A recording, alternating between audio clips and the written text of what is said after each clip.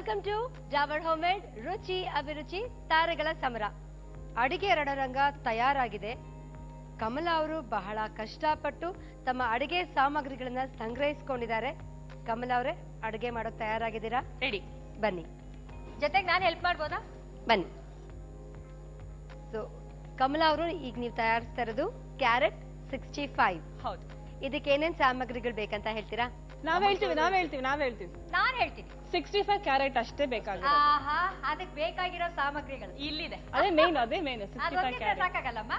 ಹೌದಾ? ಸರಿ, ನೋಡೋಣ. ಸ್ವಪ್ನ, ಒಣ ಕೊಬ್ಬರಿ ತುರಿ, ಒಣಮೆಣಸಿನಕಾಯಿ, ಕರಿಬೇವು, ಬೆಳ್ಳುಳ್ಳಿ, ಮೈದಾ ಹಿಟ್ಟು, ಕ್ಯಾರೆಟು, ಕಾರ್ನ್ಫ್ಲೋರು, ಉಪ್ಪು, chilli powder, tomato sauce, soya sauce, homemade ಹುಣಸೆ ಹಣ್ಣು ಪೇಸ್ಟು ಹಾಗೂ ಎಣ್ಣೆ. ಕ್ಯಾರೆಟ್ ಕಾಣಿಸ್ತಾ ಇಲ್ಲ. 65 ಇಲ್ಲ. ಇಲ್ಲಿ ಪೀಸ್ ಮಾಡಿ ಇಟ್ಕೊಂಡಿದ್ದಾರೆ 65. ಇಲ್ಲಿ ತೋರಿಸ್ತಾರ ಆಮೇಲೆ. ಅಷ್ಟೇ ಪೀಸ್ ಬೇಕು ಅಂತ ಏನಿಲ್ಲ. ಓಕೆ, ಏನೇನ್ ಸಾಮಗ್ರಿಗಳು ಬೇಕಂತ ತಿಳ್ಕೊಂಡ್ವಿ. ಶುರು ಮಾಡೋಣವಾ? ಖಂಡಿತ ಶುರು ಮಾಡೋಣ. ಮೊದ್ಲಿಗೆ ಏನ್ ಮಾಡ್ಕೋಬೇಕು? ಒಣಮೆಣಸಿನಕಾಯಿ, ಕೊಬ್ಬರಿ ತುರಿ ಇದೆಲ್ಲ ಹುರ್ಕೋಬೇಕು. ಎಷ್ಟು ಮೆಣಸಿನಕಾಯಿ ತಗೋತಿದ್ದೀರಾ? ಒಂದು 5 ಮೆಣಸಿನಕಾಯಿ ತಗೊಂಡಿದ್ದೀನಿ.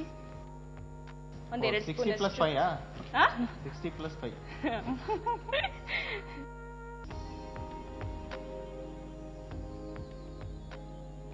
ಒಣ ಕೊಬ್ಬರಿ ಎಷ್ಟು ಹಾಕೊಂಡಿದ್ದೀರಾ?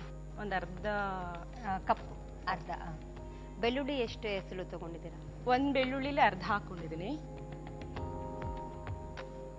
ಈಗ ನೀವು ಅಚ್ಕಾರದ ಪುಡಿನೂ ಬಳಸ್ತಾ ಇದ್ದೀರಾ ಅಲ್ವಾ? ಹಾಗಾಗಿ ಖಾರ ಜಾಸ್ತಿ ಆಗೋದಿಲ್ವಾ?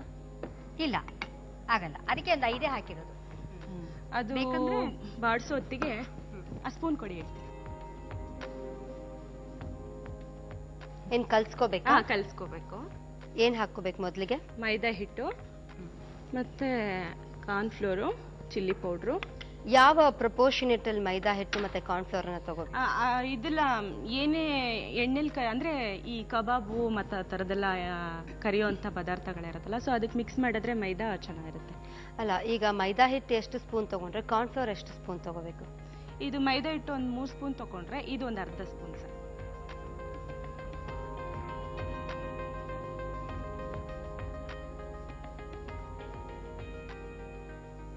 ನೀವಿಬ್ಬರನ್ನು ನೋಡಿದ್ರೆ ಅಡಿಗೆನಲ್ಲಿ ಎಕ್ಸ್ಪರ್ಟ್ಸ್ ತರ ಕಾಣಿಸ್ತಾ ಇದ್ದೀರಾ. ಸ್ವಪ್ನ, ಈಗ ಇದಾಯ್ತು. ಕಮಲಾ, ನೀವು ಮೊದಲು ಏನ್ ಮಾಡಿದ್ರಿ? ಒಣಮೆಣಸಿನಕಾಯಿ, ಕೊಬ್ಬರಿ ತುರಿ, ಕರಿಬೇವು ಮತ್ತು ಬೆಳ್ಳುಳ್ಳಿ ಇದನ್ನ ಹುರ್ಕೊಂಡ್ರಿ, ಅದನ್ನ ಮಿಕ್ಸಿಗೆ ಹಾಕೊಂಡಿದ್ದೀರಾ. ನಂತರ ಮೈದಾ ಹಿಟ್ಟು, ಸ್ವಲ್ಪ ಕಾರ್ನ್ಫ್ಲೋರ್, ಅಚ್ಕಾರದ ಪುಡಿ, ಉಪ್ಪು ಇಷ್ಟನ್ನು ಕಲ್ಸ್ಕೊಂಡಿದ್ದೀರಾ. ಅಂದ್ರೆ ನಾವು ಬೋಂಡಾ ಹಿಟ್ಟಿನ ಹದಕ್ಕೆ ಕಲ್ಸ್ಕೊಂಡಿದ್ದೀರಾ. ಇಷ್ಟು ಮಾಡ್ಕೊಂಡಿದ್ದೀರಾ ಅಲ್ವಾ? ಓಕೆ. ಎಣ್ಣೆ ಕೂಡ ಕಾಯಕ್ಕೆ ಇಟ್ಟಿದ್ದೀರಾ. ಈಗ ಇದನ್ನ ಮಿಕ್ಸಿ ಮಾಡ್ತಿದ್ದೀನಿ.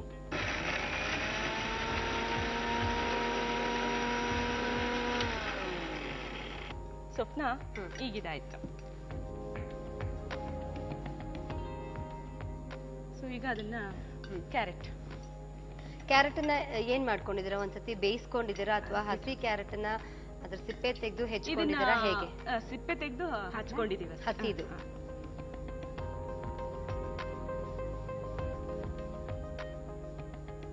ಈಗ ನಾವು ಬೋಂಡನೆಲ್ಲ ಕರಿತೀವಲ್ಲ, ಅದೇ ತರಾನೇ ಕರಿಯೋದಲ್ವಾ?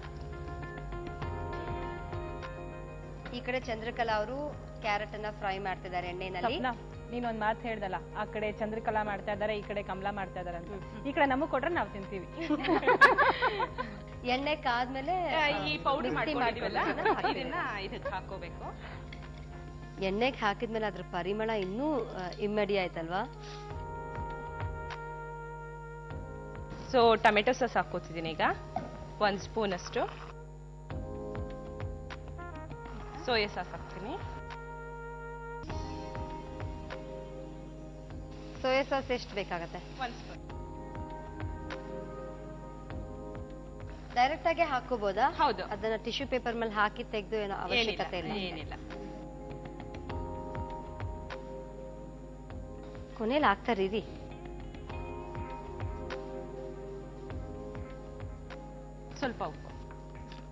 ಸ್ವಲ್ಪ ಉಪ್ಪನ್ನ ಹಾಕೋಬೇಕು.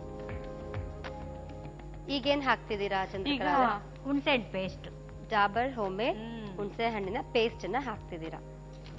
ಸ್ವಲ್ಪ ಮಾತ್ರ. ಹಾ. ರುಚಿ. ನೀವು ನಿಂಬೆ ಹಣ್ಣಿನ ಬದಲು ಈ ಡಾಬರ್ ಹೌದು. ಹೋಮ್ಮೇಡ್ ಹುಣಸೆ ಹಣ್ಣು ಪೇಸ್ಟ್ ಅನ್ನ ಹಾಕ್ತಿದ್ದೀರಾ ಅಲ್ವಾ? ಸ್ವಪ್ನ ಈಗ ಇದಾಯ್ತು, ಸರ್ವಿಂಗ್ ಬೌಲ್ಗೆ ಹಾಕೊಂಡ್ಬಿಡೋಣ.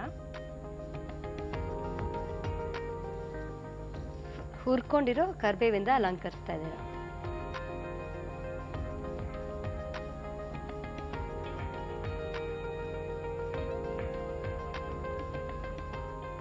Carrot 65 ready.